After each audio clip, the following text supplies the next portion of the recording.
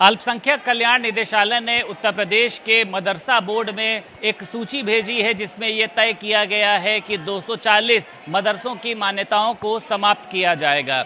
इसके पीछे का कारण यह है कि इन मदरसों में पढ़ने वाले बच्चों की संख्या उतनी नहीं है जितनी मदरसा नियमावली 2016 के मुताबिक होनी चाहिए। यानी मदरसों में मुंशी और मौलवी के पढ़ने के जो बच्चों की संख्या है वो लगभग 150 होनी चाहिए, लेकिन तमाम जो मदरसे हैं उनके यहाँ इतने बच्चे भी नहीं हैं पढ़ने के लिए कि वो अपने मदरसों को चला सकें।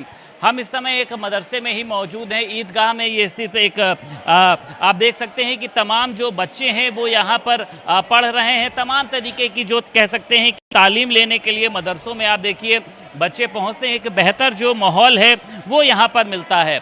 ऐसा बताया जा रहा है कि मदरसों ने खुद ही मान्यता खत्म करने के लिए बोर्ड को एक पत्र भेजा है जिसमें ये कहा गया है कि छात्र ना होने की वजह से मदरसों का संचालन नहीं हो पा रहा, जिसके चलते उनकी मान्यता को समाप्त किया जाए।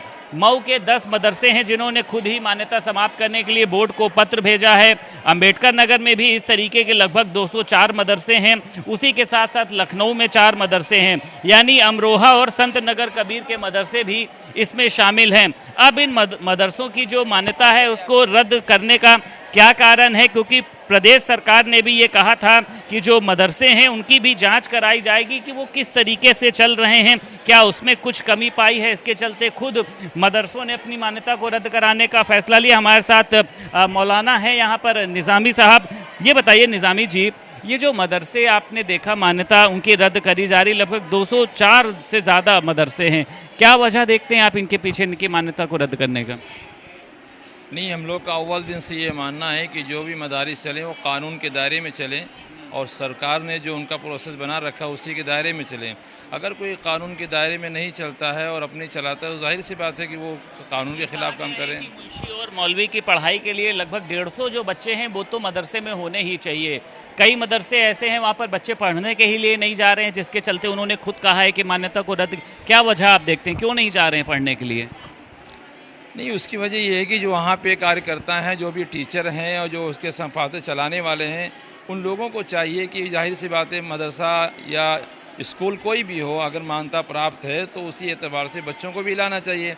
उनके अंदर पढ़ाई में कमी है, तालीम में कमी है, वहाँ पे शिक्षा में कमी है, जाहिर सी बात भी वहाँ कौन जाएगा। हालांकि उनको पैसे भी दिए जाते हैं, तो जो भी कानून का एक प्रोसेस है, सरकार ने जो कानून बनाया उसके दायरे में चलना चाहिए। ऐसा लगता है कि कहीं जो प्रदेश सरकार ने कहा था कि तमाम मदरसों की जांच भी कराई जाएगी, उसके ऐसा तो नहीं, इस खौफ की वजह से, जांच की वजह से वो अपनी मान्यता रद्द करा?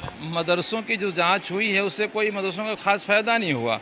जांच में दिखाया जा रहा था कि वहाँ पे जो मदरसों में कमियाँ होंगी, जहाँ पे जनरेटर नहीं होंगे, कमरे कम होंगे और जो शिक्षक की और तालीम की जो भी मतलब वहाँ पे कमी होगी पूरी की जाएगी।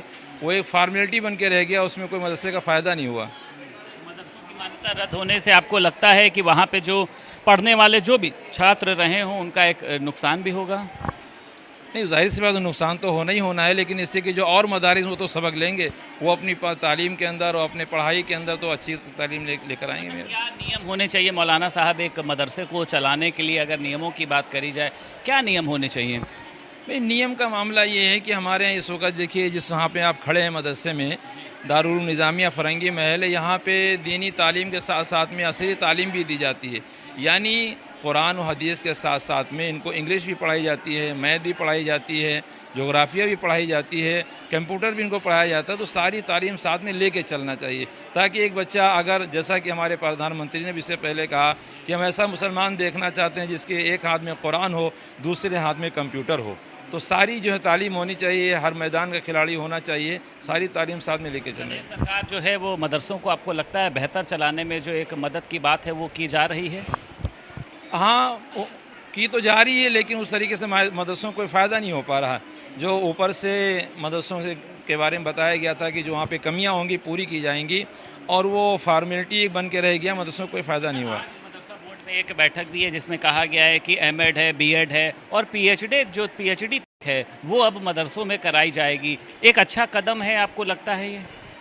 अब ये तो मीटिंग तो बहुत सी होती हैं, लेकिन अब वो लाहे अमल क्या तैयार होता है, उस पर कितना अमल होता है, कहाँ आपको लगता है मौलाना? होना चाहिए, ऐसा होना चाहिए। जो मीटिंग है उसको मैदान में भी आना चाहिए और लाहे अमल तैयार करके ऐसा जो है फार्मूला तैयार करना चाहिए। बहुत शुक्रिया बात करने के लिए मौलाना निज़ामी साहब हमारे साथ बात करने के लिए मौजूद है और इनका कहना यह है कि जिस भी मदरसे में 150 से कम बच्चों की जो संख्या होती है, अगर वो कम पाई जाती है तो ऐसे मदरसों की मान्यता को रद्द करने का प्रावधान है। वहीं उन्होंने ये भी कहा है कि हमारे यहाँ पे मदरसों में दीनी तालीम के अलावा अंग्रेज़ी की शिक्षा भी दी जा रही है, मैथ भी पढ़ाया जा रहा है, कंप्यूटर भी यहाँ पर बच्चों को सिखाया जाता है।